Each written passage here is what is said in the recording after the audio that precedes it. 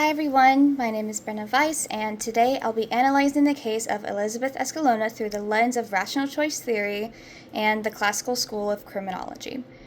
My thesis is this: Escalona's actions were not rational under rational choice theory. While her 99-year sentence may seem extreme, it aligns with classical principles of difference and proportionality, given the severity of the crime.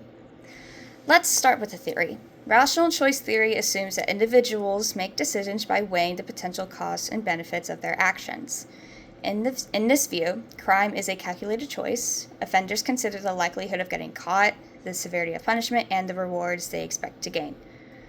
The classical school, founded by thinkers like Caesar, Beccaria, and Jeremy Bentham, emphasizes four key principles of punishment. Here's the deterrence. Punishment should discourage future crime, both for the individual, specific deterrence, and society, general deterrence. Proportionality. The punishment must fit the crime, not too lenient, not excessively harsh. Certainty. People are deterred by the certainty of punishment than its severity. And the celerity. Swift justice is more effective in preventing crime than delayed punishment. These ideas laid the foundation for modern criminal justice systems and still influence sentencing today. Now, let's apply rational choice theory to Escalona's behavior.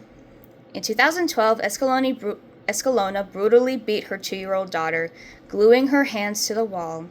The child survived, but the injuries were severe. The prosecution argued that Escolona acted deliberately, while the defense cited her traumatic upbringing and substance abuse. Was this rational? I would argue no. Her actions were impulsive, emotionally driven, and lacked any clear benefit. There was no financial gain, no strategic motive, only rage and dysfunction. Rational choice theory requires a cost-benefit analysis, but Escalona's behavior seems more reactive than calculated. She likely did not consider the legal consequences or long-term impact. This aligns with research showing that many violent crimes, especially those involving child abuse, are committed in emotionally charged moments, not after careful planning. Escalona's substance use and history of trauma likely impaired her ability to assess risk, further distancing her actions from rational decision-making.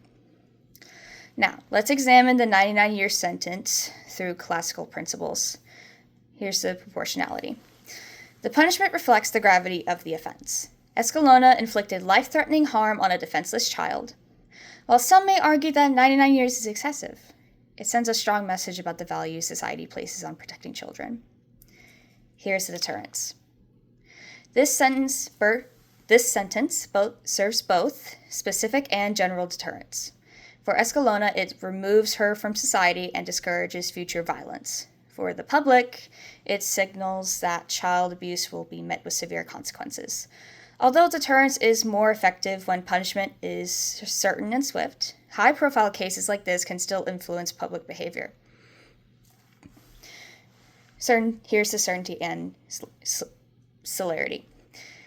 The trial was public and the outcome clear, reinforcing the certainty of punishment while the process wasn't immediate.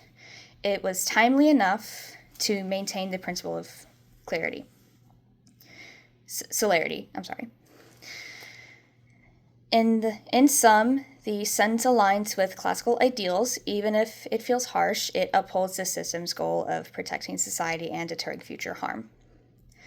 To wrap this up, Escalona's actions were not rational under rational choice theory, and her sentence, though severe, can be justified through classical principles of deterrence and proportionality.